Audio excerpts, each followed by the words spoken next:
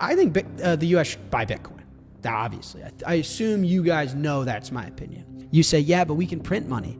Yes, the U.S. could print money to buy gold and Bitcoin, but that would be actively devaluing the dollar against gold and Bitcoin. It would send Bitcoin to $10 million a coin. It would send the dollar to zero, right? At the end of the day, think like a politician. Your job is to get reelected.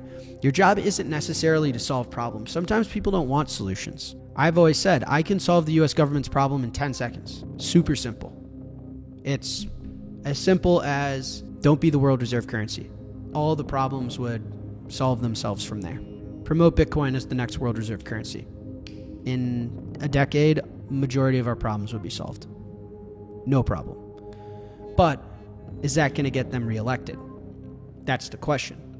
And so printing money to buy stuff is a quick way to not get reelected, because majority of the population that doesn't own these things yet and owns dollars, you're going to rapidly inflate their life. All their life savings are going to be worthless. You're going to crash the current financial system as you know it.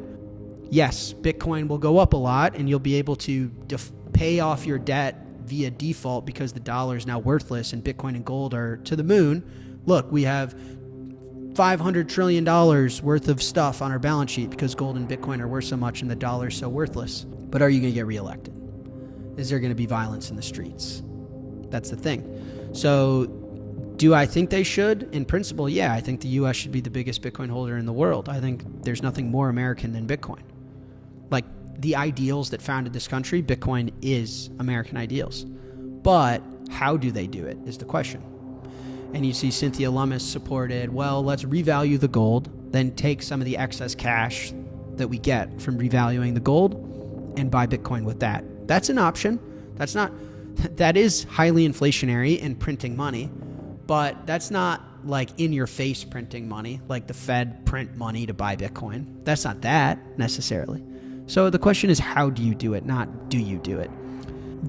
The predominant use case for stablecoins is being the reserve trading pair for Bitcoin. That's the use case. The quickest way to grow stablecoins is to grow Bitcoin. Like if Bitcoin goes from 2.5 trillion to 5 trillion, then the stablecoin market cap is likely going to have to around double as well. Because the most liquid trading pair Bitcoin has is USDT. Inside the United States, we have BTC USD. Outside the United States, it's BTC USDT. And honestly, also inside the United States too.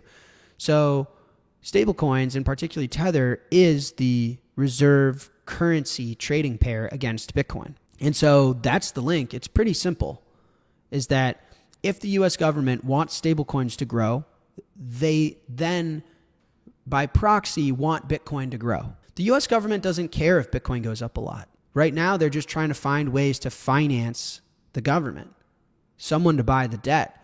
And if stablecoins are the balance sheet that they can repress, so be it. That's fine. Let's go. And so the question is then, how do we support stablecoins? Well, you support Bitcoin. That's how you support stablecoins. The Bitcoin to stablecoin market cap ratio has been historically somewhere between 2.5 to 10. So, if you want, Scott Besson has said he wants stablecoins to go to 3.7 trillion. They're at like 250 billion right now or something like that. So he wants them to more than 10x. Okay, so that means he wants Bitcoin to 25x to 100x from here. That implies at minimum like a $2.5 million Bitcoin at minimum. Listen, I believe Bitcoin's overperformance over things like gold has begun. I believe we have entered number 2. I agree with Macroscope. I think Bitcoin is going to be by far and away the fastest horse. Let's listen to the Fiat Maxis over at CNBC, because even they get it. That's why I'm saying this is the beginning, or the end, the end of the beginning. The end of the beginning. Because everybody gets it. You guys keep tweeting at me, Jack, they're saying the quiet part out loud. Jack, did you see what they said on CNBC? Oh yeah.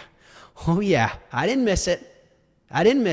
The crazy trade, the cooked up conspiracy theorists, the crazy Bitcoiners, we're not so crazy anymore. The dollar debasement long Bitcoin trade is going mainstream. Let's listen to what they had to say on CNBC. Take us through the price action here, because we are seeing that similar kind of consolidation breakout, but we got some kind of bottoming patterns of developing each time the consolidation happens. That's right. So as we can tell here, it's a very clear bullish pattern. Now, the only difference between this one so far and the previous two is we haven't got the full extension yet. Now, there's a very important point here, is that with timing of when these breakouts occurred, which are at the very beginning stages of the fourth quarter, 2023, 2024, so here we are again right now. That's because there's been positive seasonality for Bitcoin over its history, over the last 10 years of in the fourth quarter, especially. In the fourth quarter, especially October. This is here we are now. We know Bitcoin's already up a good amount, so I think this has ability to eventually take advantage of this and much higher. Okay, so that's the regular gold versus the digital gold trade. Let's clear this, and let's put the comparative up, because the relative price movement can tell us something about maybe future performance as well. No guarantees, of course, right? The disclaimer is always there. But what did the patterns show you? This is the course of the past kind of year or so. What are you seeing here? That's right. As we can tell, coming into the month, it was a pretty big performance gap, almost 20%, right? So there's a tendency to have this close. Now, we've seen this before as well, where it started off very similar, and then as gold stopped, this is when Bitcoin started to rally again. And of course, by the time you got to the summer months, those percentages were now the same again, which I think has a pretty good chance of happening once more. That could even, again, gold moving just sideways or lower, and Bitcoin continuing to move higher. And I think you see that into the fourth quarter, into the end of the year. So we've combined all of those together. What we are concluding with this is, if the historical patterns have played out like they have in the past, we could see a rally for Bitcoin and a consolidation phase for regular gold. Very well said. A consolidation for gold and a rally for Bitcoin. I fundamentally believe that is the case, guys. It's becoming mainstream consensus. The quiet part out loud. Next, the fiat debasement trade goes mainstream. Okay? Trump came out and said, you grow yourself out of debt. What does that mean? We're going to run it hot. There's going to be no austerity. There's going to be no magical Elon cuts in Doge.